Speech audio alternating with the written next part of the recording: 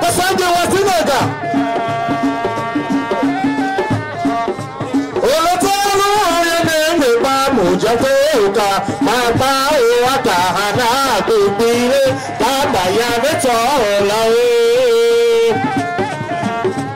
olotoro yene ba mujakoka mapa owaka hana gbire baba ya beto la yeja to matopa otega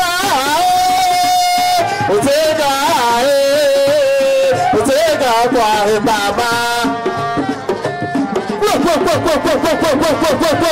go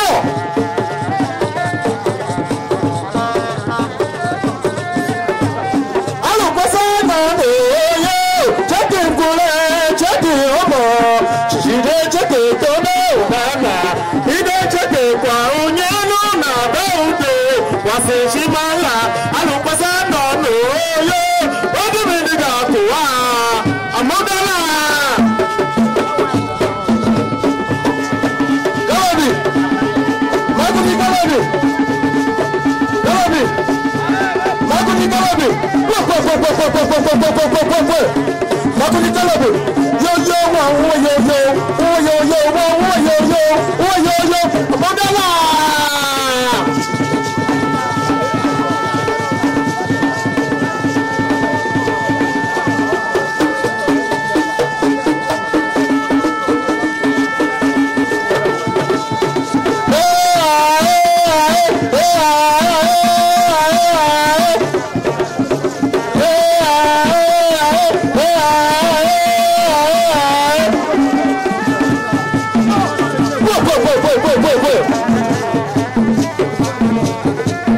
Wagada mejarita bagwagada